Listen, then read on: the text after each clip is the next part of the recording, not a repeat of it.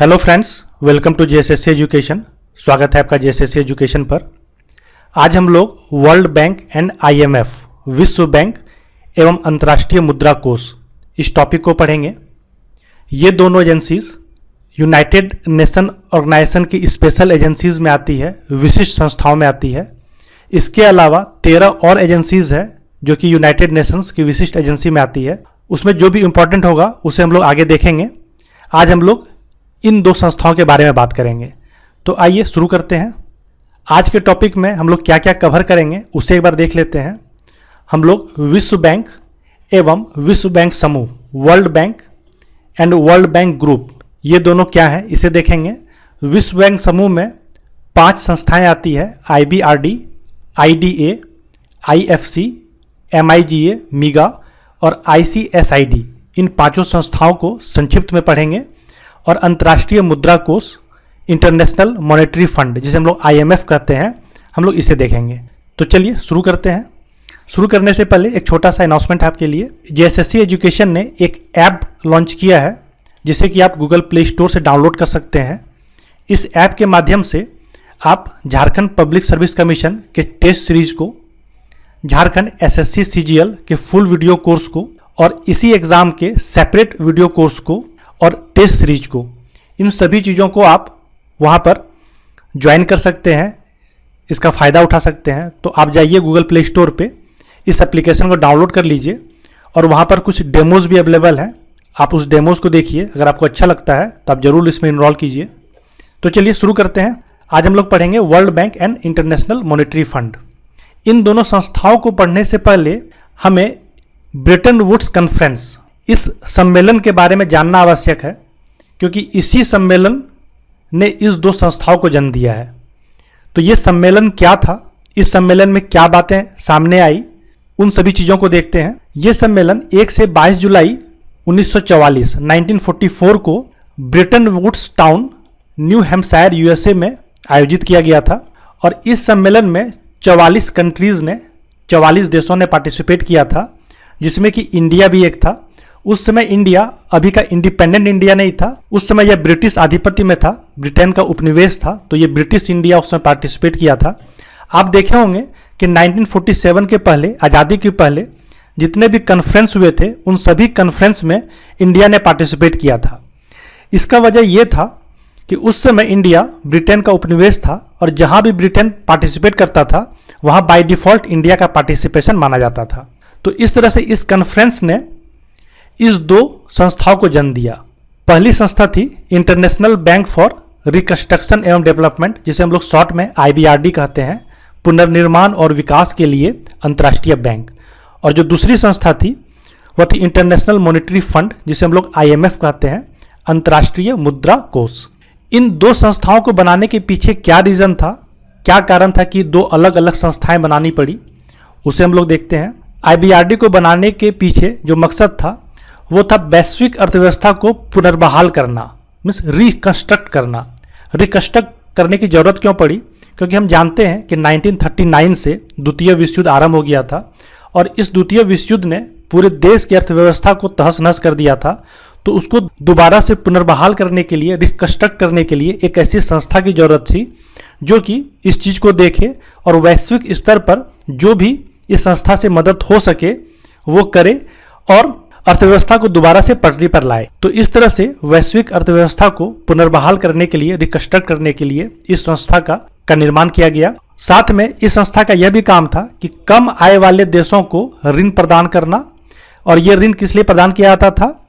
नीति सुधार कार्यक्रमों के लिए, पॉलिसी रिफॉर्म प्रोग्राम के लिए, प्रोजेक्ट के लिए और परियोजनाओं के लिए।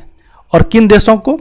कम आय वाले देशों को, क्योंकि सबसे ज़्यादा जो क्षति पहुंचा था द्वितीय विश्व युद्ध के बाद वो इन्हीं देशों को पहुंचा था। इसलिए इन देशों की अर्थव्यवस्था के बारे में सोचना और उसे दोबारा से रिकंस्ट्रक्ट करना वो सभी देशों की प्राथमिक जिम्मेदारी थी। इसीलिए इस ब्रेटन वुड्स कॉन्फ्रेंस में एक ऐसी संस्था को बनाया गया जो कि इन सभी चीज़ों को ध्यान में रखे। जो दूसरी संस्था बनाई गई थी वो थी इंटरनेशनल मॉनेटरी फंड, अंतर्राष्ट्रीय मुद्रा कोष। इसका काम क्या था?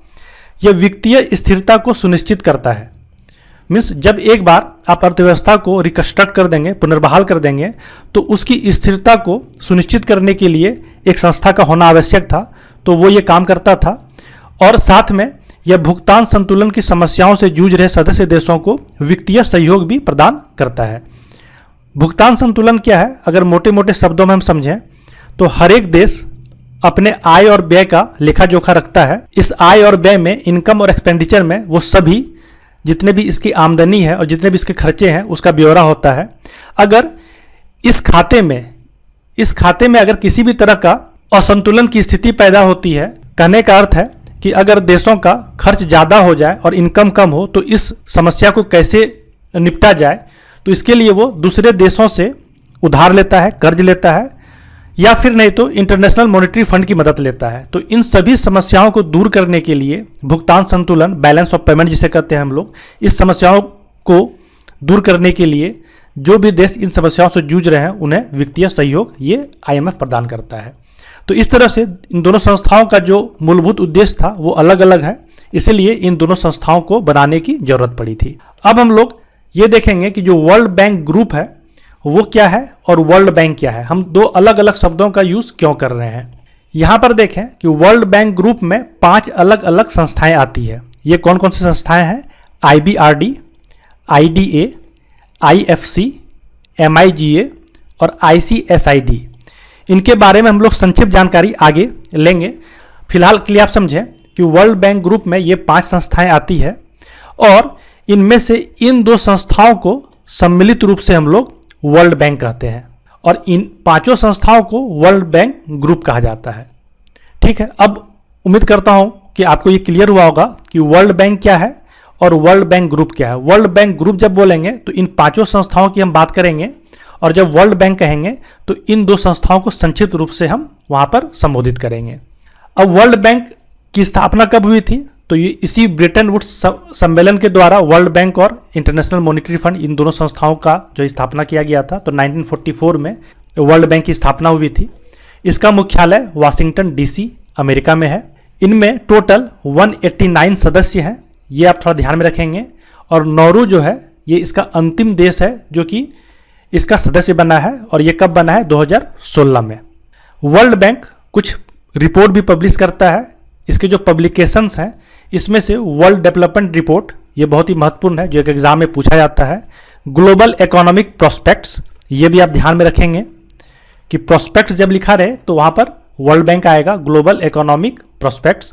और ease of doing business index, ये तीनों रिपोर्ट जो है प्रकाशन वो वर्ल्ड बैंक की तरफ से जारी किया जाता है। वर्ल्ड बैंक के जो वर्तमान अध्यक्ष हैं, प्रेसिडेंट हैं, वो है डेविड मालपास। ट्रेडिशनली ये देखा जाता है कि जो प्रेसिडेंट हुआ करते हैं वर्ल्ड बैंक के वो USA के होते हैं। तो इस बात को आप ध्यान रखेंगे कि जब भी वर्ल्ड बैंक का कोई प्रेसिडेंट बनेगा तो सामान्य तौर पर वो USA का नागरिक होता है, US सिटीजनशिप लिया हुआ होता है।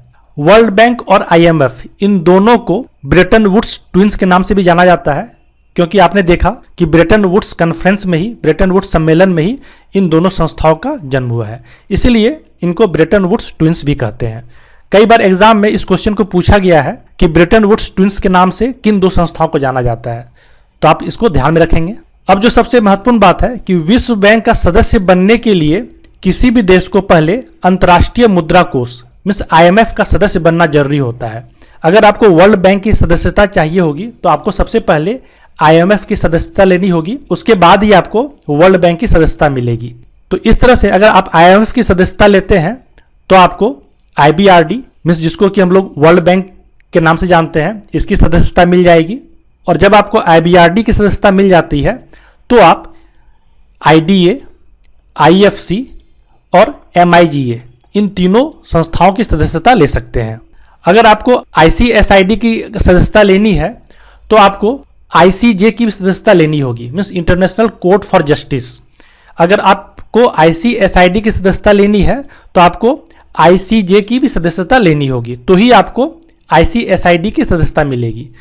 तो इस तरह से ICSID की सदस्यता लेने के लिए आपको IDA, IFC और MIGA, इन तीनों संस्थाओं की सदस्यता तो चाहिए होती है, साथ में ICJ की भी सदस्यता लेनी होगी, तो ही आप ICSID की सदस्यता के लिए एलिजिबल होते हैं। तो इस तरह से आपने देखा कि जो सदस्यता मिलती है अलग अलग संस्थाओं की वो किस तरह से मिलती है, इसको आप ध्यान में रखेंगे। एग्जाम में इस तरह से क्वेश्चन तो पूछा नहीं जाएगा, पर क्या पता कि क्वेश्चन को किस तरह से घुमा के दे दिया जाए, तो हर एक चीज़ों का आपको जो है नॉलेज होना चाहिए। अब हम लोग जो अलग अलग 5 संस्थाएं हैं वर्ल्ड बैंक ग्रुप में, उसको संक्षिप्त में यहाँ पर चर्चा करेंगे। सबसे पहले है IBRD, international bank for reconstruction एवं डेवलपमेंट, हिंदी में से कहते हैं पुनर्निर्माण और विकास के लिए अंतर्राष्ट्रीय बैंक। इसकी स्थापना 1944 में मीन्स वर्ल्ड बैंक के अस्तित्व में आने के साथ ही हो गई थी। इसके टोटल 189 सदस्य हैं और इसका कार्य अगर देखें तो मध्यम आय वाले विकासशील देशों को यह ऋण प्रदान करता है। किसे प्रदान करता है? मध्यम आय वाले विकासशील देशों को, डेवलपिंग कंट्रीज को। अब ये ऋण जो होता है, ऋण कई तरह का आपने सुना होगा कि कोई ऋण देता है, कहीं ग्रांट दिया जाता है, कहीं उधार दिया जाता है। तो हो सकता है कि आपके मन में कई तरह के कन्फ्यूजन्स रहते होंगे कि ये क्या होता है। तो फाइनेंशियल असिस्टेंट जो भी दिया जाता है वो मुख्यतः 4 तरीके का होता है। उसको हम लोग थोड़ा डिटेल से यहाँ पर बात कर लेते हैं कि फाइनेंशियल असिस्टेंट होता क्या क्या है। एक होता है ग्रांट, दूसरा होता है क्रेडिट, तीसरा होता है कंसेशनल लोन और चौथा होता है नॉन कंसेशनल लोन। ये चारों क्या क्या है? ग्रांट हम उसे कहते हैं कि मान लीजिए कोई एक कंट्री ए है और दूसरी कंट्री बी है। ए ने बी को कुछ पैसे उधार दिए, मान लीजिए कि 100 रुपये उधार दिए, और ये 100 रुपये अब ए जो है बी से वापस नहीं लेता है, तो ऐसे पैसे को हम लोग ग्रांट कहते हैं कि ऐसे पैसे जिसे कि बाद में फिर वापस नहीं लिया जाए, तो इसे हम लोग ग्रांट कहते हैं। हिंदी में इसे हम लोग अनुदान कहते हैं। क्रेडिट किसे कहते हैं? अब देखिए कि अगर ये 100 रुपया ए बी को देता है और उससे ये कहता है कि आप हमें 100 रुपया ही वापस कर दें, जिस भी समय सीमा के लिए निश्चित हुआ था, इतने समय सीमा के बाद आप मुझे 100 रुपया ही वापस कर दें, इस पर किसी भी तरह का हमें इंटरेस्ट नहीं चाहिए, तो ऐसे पैसे को हम लोग उधार कहते हैं, क्रेडिट कहते हैं। ठीक है, इस पर किसी तरह का जो है इंटरेस्ट नहीं लिया जाता है। पैसे तो वापस करने होंगे, जैसे कि अनुदान में पैसे वापस भी नहीं करने होते थे, यहाँ पर प्रिंसिपल अमाउंट तो आपको वापस करना होगा, पर किसी तरह का इंटरेस्ट आपको नहीं चुकाना है। अब कंसेशनल लोन क्या होता है कि यहाँ पर जैसे कि 100 रुपया उधार दिया, अगर मार्केट इंटरेस्ट रेट जो है वो 10% है, तो हो सकता है कंट्री ए कंट्री बी से कहे कि आपको मैं सिर्फ 5% के इंटरेस्ट पे ये लोन दे दूंगा 100 रुपये। तो इसे हम लोग कंसेशनल लोन कहते हैं कि लोन जो है वो कंसेशनल रेट पे दिया गया। और नॉन कंसेशनल लोन वो होता है जिसमें भी किसी तरह का रियायत नहीं होता है। मीन्स अगर मार्केट रेट इंटरेस्ट रेट जो है अगर 10% चल रहा है तो आपको 10% के रेट से ही उस पैसे को वापस करने होंगे। तो इस तरह से हम लोग कह सकते हैं कि यहाँ पर लिया गया 100 रुपया और वापस दिया गया 0 रुपया, कुछ भी नहीं। यहाँ पर लिया गया 100 रुपया और वापस दिया गया 100 रुपया। यहाँ पर लिया गया 100 रुपया और वापस दिया गया 105 रुपया। और यहाँ पर लिया गया 100 रुपया और वापस दिया गया 110 रुपया। तो इस तरह से मैं उम्मीद करता हूँ कि आप इसके बारीकियों को समझ पाए होंगे कि फाइनेंशियल असिस्टेंट जो 4 तरह के होते हैं वो क्या क्या होते हैं। अब अगर मैं डिफरेंट टर्म का यूज़ करता हूँ तो आप इसको आसानी से समझ पाएंगे। तो इस तरह से IBRD क्या करता है? मध्यम आय वाले विकासशील देशों को ऋण प्रदान करता है। ऋण करने का अर्थ है या तो कंसेशनल लोन होगा या तो नॉन कंसेशनल लोन होगा। ठीक है, ऋण को हम लोग इंग्लिश में लोन कहते हैं। यहाँ पर क्रेडिट या ग्रांट नहीं दिया जाता है, मीन्स आपको किसी न किसी इंटरेस्ट रेट पे पैसे को वापस करने होंगे। दूसरा जो इंपॉर्टेंट इसका काम है, कार्य है, वो है संप्रभु राज्यों को ऋण प्रदान करना। ये कैसे राज्यों को ऋण प्रदान करता है? संप्रभु राज्यों को, सोवरिन कंट्रीज को, ऐसे कंट्रीज जिसका कि खुद का अपना शासन हो, किसी दूसरे कंट्री का अधिपत्य में ना हो, ऐसे कंट्रीज को हम लोग संप्रभु राज्य कहते हैं। उन्हीं को ये लोन प्रदान करता है। किसी प्राइवेट एजेंसीज या किसी अन्य प्राइवेट सेक्टर को ये लोन नहीं देता है, किसी संप्रभु राज्य को, ऐसे कंट्रीज को ये लोन देता है। और ये लोन किस लिए दिया जाता है?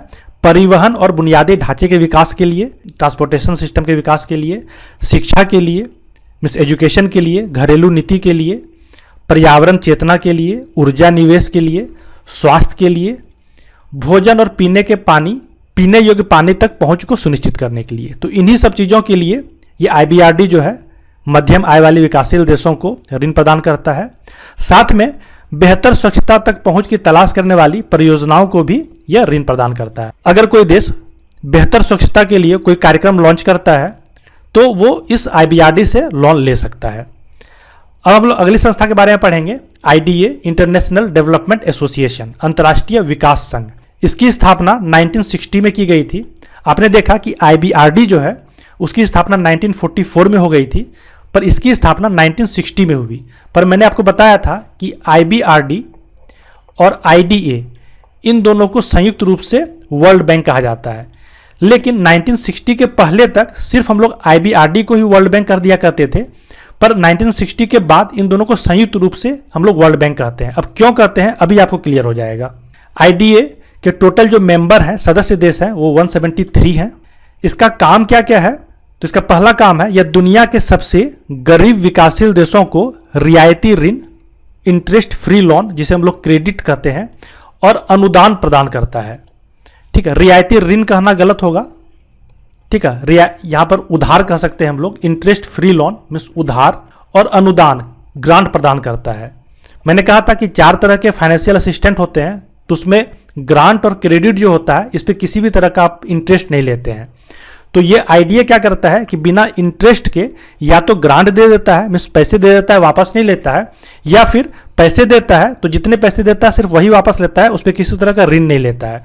और कैसे देशों को देता है? सबसे गरीब विकासशील देशों को देता है।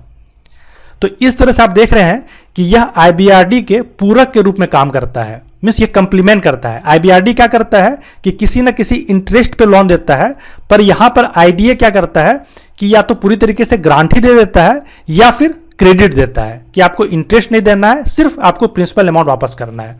तो इसीलिए जब 1960 के बाद IDA ने IBRD के पूरक की तरह भूमिका निभाई, तो इन दोनों को हम लोग सम्मिलित रूप से फिर वर्ल्ड बैंक कहने लगे। ठीक है, इसका मेजर ऑब्जेक्टिव क्या क्या है? बूस्टिंग इकोनॉमिक ग्रोथ मीन्स आर्थिक विकास में तेजी लाना, रिड्यूसिंग इनइक्वालिटीज असमानता को घटाना, और तीसरा है इंप्रूविंग पीपल्स लिविंग कंडीशन, लोगों के जीवन स्तर को सुधारना, उसको इंप्रूव करना।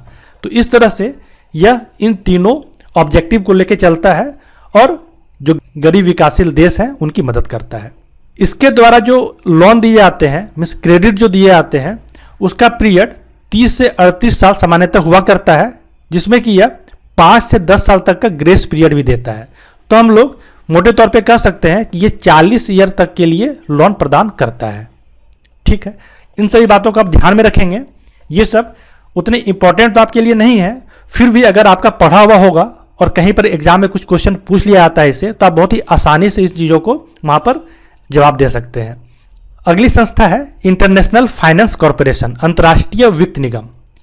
इसकी स्थापना 1956 में की गई थी और इसमें टोटल 184 सदस्य हैं। इसके क्या क्या कार्य हैं? विकासशील देशों में निजी क्षेत्र के निवेश को बढ़ावा देता है। आपने देखा भी पीछे कि जो IDA और IBRD था, ये दोनों किसी संप्रभु राज्य को, सोवरिन कंट्रीज को ऋण दिया करते हैं, पर यहाँ पर IFC क्या करता है कि निजी क्षेत्र में निवेश को बढ़ावा देता है, मीन्स निजी क्षेत्र को भी यह ऋण प्रदान करता है। पर जब भी किसी प्राइवेट सेक्टर को ऋण प्रदान किया जाएगा, तब उस प्राइवेट सेक्टर जिस भी कंट्री से बिलोंग करती है, वहाँ के कंट्री का हेड का मीन्स शासन का जो हेड है, शासनाध्यक्ष, उसकी भी सहमति, उनकी भी अनुमति आवश्यक होती है, अप्रूवल आवश्यक होती है। ऐसा नहीं कि प्राइवेट सेक्टर बाहर से कहीं से लोन, वर्ल्ड बैंक से लोन ले लेगा और उस कंट्री को कुछ पता ही नहीं है। विकासशील देशों के निजी उद्योगों को ऋण प्रदान करना बिना किसी सरकारी गारंटी के, मीन्स सरकार अप्रूवल तो देती है पर किसी तरह का गारंटी नहीं देती है कि अगर यह निजी उद्योग अगर आपको ऋण वापस नहीं करते हैं तो सरकार इसके लिए जिम्मेवार होगी। ऐसा नहीं है, वो निजी उद्योग के अपनी गारंटी पे ही ऋण प्रदान करता है। कैसे देशों को? विकासशील देशों को। अभी तक जब भी मैंने बात किया है तो हमेशा विकासशील देश की मैंने बात की है, डेवलपिंग कंट्रीज की बात की है, क्योंकि वर्ल्ड बैंक का जो उद्देश्य है, जो मेजर ऑब्जेक्टिव है, उसको वो है पॉवर्टी को दूर करना, गरीबी को दूर करना। और गरीबी मुख्यतः विकासशील देशों में ही होती है। जो विकसित देश है वहाँ पर उतनी गरीबी नहीं है, इसीलिए इसका जो मेजर ऑब्जेक्टिव है, जो मूलभूत उद्देश्य है, वो है गरीब देशों में, विकासशील देशों में वहाँ की पॉवर्टी को एलिमिनेट करना, गरीबी को दूर करना। IFC मसाला बॉन्ड भी जारी करती है। एक बार यूपीएससी में इसमें सवाल ही पूछा गया था कि मसाला बॉन्ड किसके द्वारा जारी किया जाता है, तो यह IFC के द्वारा जारी किया जाता है और यह सबसे पहली बार इंडिया के लिए जारी किया गया था। ठीक है, ये मसाला बॉन्ड क्या है, क्या होता है, इसे हम लोग आगे कभी डिटेल से पढ़ेंगे। बेसिकली आप ये मोटा मोटा ये समझ लें कि इंडियन रुपीज़ में ही आपको लोन दिया जाता है इंडिया के बाहर कहीं पर, जिससे कि आपको लोन को वापस करने में भी आसानी हो और लोन को लेने में भी आसानी हो। ये एक तरह का, इसको मसाला बॉन्ड का नाम दिया गया है। ठीक है, अगली जो संस्था है वो है MIGA, multilateral investment guarantee agency, बहुपक्षीय निवेश गारंटी एजेंसी। इसकी स्थापना 1988 में हुई थी और इसमें टोटल 181 सदस्य हैं। इसके क्या क्या कार्य हैं? इसके कार्य हैं विकासशील देशों में एफडीआई को बढ़ावा देना, ठीक है, फॉरेन डायरेक्ट इन्वेस्टमेंट को बढ़ावा देना, राजनीतिक जोखिम बीमा और ऋण वृद्धि गारंटी प्रदान करके, ठीक है। यह किसी तरह का फाइनेंशियल असिस्टेंस नहीं देती है, यह क्या करती है कि यह बीमा प्रदान करती है, मीन्स गारंटी प्रदान करती है कि अगर कोई विकासशील देश में कोई भी निवेशक वहां पर इन्वेस्ट करता है तो जो वो इन्वेस्टमेंट होता है उस पे वो गारंटी देती है, उस पे वो बीमा प्रदान करती है। मीन्स ये गारंटी निवेशकों को राजनीतिक और गैर वाणिज्यिक जोखिमों के खिलाफ एफडीआई की रक्षा करने में मदद करता है। जो भी इन्वेस्टमेंट उनके द्वारा किया गया है उसमें किसी तरह का अगर पॉलिटिकल इंटरफेरेंस होता है या फिर नॉन कमर्शियल ऐसा कोई जोखिम हो जाता है तो वहां पर उसको वो मदद करता है। बेसिकली आर्थिक विकास को बढ़ावा देने के लिए दिया जाता है, ये गरीबी कम करने के लिए और लोगों के जीवन में सुधार करने के लिए। ये तीनों बेसिकली इसका मूलभूत उद्देश्य होता है, गरीबी कम करना, लोगों के जीवन में सुधार करना, आर्थिक विकास को तेज करना। इसी ऑब्जेक्टिव के साथ जो है इस वर्ल्ड बैंक ग्रुप का जो है वो निर्माण किया गया था। अब जो अंतिम संस्था है वो है international centre for settlement of investment dispute, ICSID, निवेश विवादों के निपटारे के लिए अंतर्राष्ट्रीय केंद्र। नाम से ही स्पष्ट है कि ये क्या काम करती है। इसकी स्थापना 1966 में हुई थी और इसमें टोटल 153 सदस्य हैं। भारत इसका सदस्य नहीं है, ये बहुत ही इंपॉर्टेंट इंफॉर्मेशन है, इसे आप ध्यान में रखेंगे कि और चारों संस्थाओं का तो भारत सदस्य है पर ICSID का भारत सदस्य नहीं है। इसके क्या कार्य हैं? यह निवेश से संबंधित विवादों के समाधान और मध्यस्थता के लिए अंतर्राष्ट्रीय सुविधाएं प्रदान करती है। मीन्स किसी भी तरह का निवेश में किसी तरह की अगर डिस्प्यूट होता है, कोई भी विवाद उत्पन्न होता है, कोई भी निवेशक किसी कंट्रीज में किसी तरह का इन्वेस्टमेंट करते हैं और वहाँ पर किसी तरह का विवाद उत्पन्न हो जाता है तो ऐसे विवादों के मध्यस्थता के लिए, उसके समाधान के लिए ICSID काम करता है। और ये जो विवाद है किनके बीच में होनी चाहिए? देशों के बीच में हो या फिर निवेशकों और देशों के बीच में हो या फिर दो देशों के निवेशकों के बीच में हो। इन लोगों के बीच में अगर किसी तरह का जो है इन्वेस्टमेंट डिस्प्यूट होता है, डिस्प्यूट ही सिर्फ ना हो, ये निवेश से संबंधित डिस्प्यूट हो, तो ऐसे मामलों में ICSID जो है हस्तक्षेप करता है और उसका मध्यस्थता कराता है। तो ठीक है, इस तरह से हम लोगों ने 5 जो संस्थाएं थी वर्ल्ड बैंक ग्रुप की उनको हम लोगों ने देखा। अब हम लोग इंटरनेशनल मॉनेटरी फंड IMF, अंतर्राष्ट्रीय मुद्रा कोष, ये क्या है इसे देखते हैं। इसकी स्थापना 1944 में हुई थी, ब्रेटन वुड्स सम्मेलन में ही इसकी स्थापना की गई थी। इसका मुख्यालय भी वाशिंगटन DC में है। इसमें टोटल 189 सदस्य हैं, मतलब जितने सदस्य वर्ल्ड बैंक में हैं उतने सदस्य अंतर्राष्ट्रीय मुद्रा कोष में भी हैं। और इस तरह से नॉर्वे इसका भी अंतिम सदस्य है और यह 2016 में इसमें शामिल हुआ था। इसके जो मुख्य प्रकाशन है, पब्लिकेशन है, वह है वर्ल्ड इकोनॉमिक आउटलुक। अब वर्ल्ड इकोनॉमिक आउटलुक से कंफ्यूज मत कीजिएगा, कहीं ऐसा ना हो कि आप WEF means world economic forum इसका जो है सही मार्क कर दें, क्योंकि कई बार जो है ऐसा देखा गया है कि लोग वर्ल्ड इकोनॉमिक आउटलुक को जो है वर्ल्ड इकोनॉमिक फोरम का पब्लिकेशन बताते हैं, पर ये ऐसा नहीं है, यह अंतर्राष्ट्रीय मुद्रा कोष का पब्लिकेशन है। और दूसरा प्रकाशन जो है वह है ग्लोबल फाइनेंशियल स्टेबिलिटी रिपोर्ट। ये दोनों प्रकाशन IMF के द्वारा किया जाता है। इसकी MD हैं डॉक्टर क्रिस्टलिना जॉर्जिएवा। मोस्टली जो IMF के MD रहा करते हैं वो यूरोपियन देश के रहा करते हैं। जिस तरह से वर्ल्ड बैंक के जो प्रेसिडेंट हैं वो USA के हुआ करते हैं, उसी तरह से ये देखा गया है कि जो IMF की जो MD है वो मोस्टली यूरोपियन कंट्रीज के होते हैं। IMF HDR जारी करता है, स्पेशल ड्राइंग राइट करते हैं, विशेष आहरण अधिकार जारी करता है। ये क्या है इसे हम लोग आगे देखेंगे। आप ये याद रखें क्योंकि बहुत ही इंपॉर्टेंट क्वेश्चन है, आपसे पूछा जाता है कि HDR कौन जारी करता है, तो आप हमेशा ये ध्यान में रखेंगे कि यह IMF के द्वारा जारी किया जाता है। HDR को पेपर गोल्ड, हिंदी में से स्वर्ण मुद्रा या सिंथेटिक करेंसी भी कहते हैं। ठीक है, ये इंफॉर्मेशन भी आपके लिए बहुत इंपॉर्टेंट है कि HDR को पेपर गोल्ड या सिंथेटिक करेंसी भी कहते हैं। इसके क्या क्या कार्य हैं वो देखते हैं। यह वित्तीय स्थिरता को सुनिश्चित करता है, फाइनेंशियल स्टेबिलिटी को जो है इसको इंश्योर करता है, वैश्विक मौद्रिक सहयोग को बढ़ावा देता है। ठीक है, देशों के बीच में जो मौद्रिक सहयोग होना चाहिए उसको ये बढ़ावा देता है। अंतर्राष्ट्रीय व्यापार को सुविधाजनक बनाता है, इंटरनेशनल ट्रेड को जो है फैसिलिटेट करता है, एम्प्लॉयमेंट जनरेशन में मदद करता है, रोजगार को बढ़ावा देता है, सतत आर्थिक विकास को बढ़ावा देता है, जो सस्टेनेबल इकोनॉमिक डेवलपमेंट है उसको ये बढ़ावा देता है, दुनिया भर में गरीबी को कम करने में भी ये काम करता है। साथ में जो सबसे महत्वपूर्ण काम है इसका, भुगतान संतुलन, बैलेंस ऑफ पेमेंट, इसकी समस्या से जूझ रहे सदस्य देशों को वित्तीय सहयोग प्रदान करता है। तो ये सभी कार्य हैं अंतर्राष्ट्रीय मुद्रा कोष के। इसके स्ट्रक्चर को अगर देखें, संरचना को देखें, तो सबसे ऊपर आता है बोर्ड ऑफ गवर्नर्स। सभी 189 देश हैं, 189 कंट्रीज इसके बोर्ड ऑफ गवर्नर्स में आते हैं। और बोर्ड ऑफ गवर्नर्स में कौन पार्टिसिपेट करता है, तो हर एक देश का जो फाइनेंस मिनिस्टर होता है वो इसका गवर्नर के रूप में इसमें पार्टिसिपेट करता है। और इसमें एक अल्टरनेट गवर्नर भी बनाया जाता है जो कि उस देश का गवर्नर हुआ करता है। जैसे कि भारत में अगर देखें तो यहाँ के जो वित्त मंत्री होते हैं इसके बोर्ड ऑफ गवर्नर के रूप में यहाँ पर पार्टिसिपेट करते हैं। पर किसी कारण से अगर वो पार्टिसिपेट नहीं कर पाते हैं तो एक अल्टरनेट गवर्नर बनाया गया है जो कि भारत के संदर्भ में यहाँ का जो गवर्नर है, जिसे हम लोग रिजर्व बैंक ऑफ इंडिया के गवर्नर के रूप में जानते हैं, वो इसमें अल्टरनेट गवर्नर के रूप में पार्टिसिपेट करता है। इस बोर्ड ऑफ गवर्नर के नीचे आता है एग्जीक्यूटिव मेंबर्स।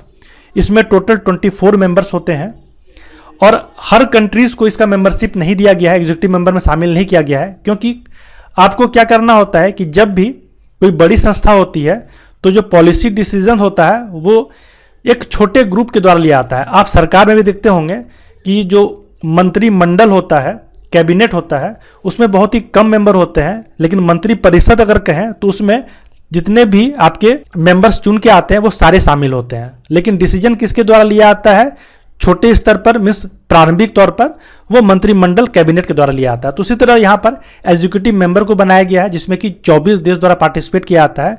और हर देश सिर्फ अपने देश को नहीं और भी आसपास के जो पड़ोसी देशों को भी वहाँ पर रिप्रेजेंट करता है, प्रतिनिधित्व करता है। जैसे भारत के संबंध में देखें तो भारत अगर पार्टिसिपेट कर रहा है तो इसका पार्टिसिपेशन सिर्फ भारत का पार्टिसिपेशन नहीं है, यह भूटान, नेपाल और श्रीलंका को भी यहाँ पर, श्रीलंका के रूप में भी यहाँ पर पार्टिसिपेट करता है। ठीक है, इसके नीचे आता है मैनेजिंग डायरेक्टर, जो भी मैंने आपको बताया कि एक मैनेजिंग डायरेक्टर इसका हुआ करता है जो कि मोस्टली यूरोपियन कंट्रीज के होते हैं। और इसके नीचे जो इसके स्टाफ्स होते हैं वो आते हैं। तो इस तरह से इसका स्ट्रक्चर IMF का होता है। अब हम लोग देखेंगे स्पेशल ड्राइंग राइट्स, SDR, जो मैंने अभी चर्चा की थी, विशेष आहरण अधिकार, ये क्या है? यह एक इंटरनेशनल रिजर्व एसेट है जो IMF द्वारा जारी की जाती है। इसे आप ध्यान में रखेंगे कि यह एक रिजर्व एसेट्स है जो कि IMF के द्वारा जारी की जाती है। क्यों जारी की जाती है, क्यों जारी की गई? टू सप्लीमेंट फॉरेन रिजर्व्स, विदेशी भंडार के पूरक के रूप में।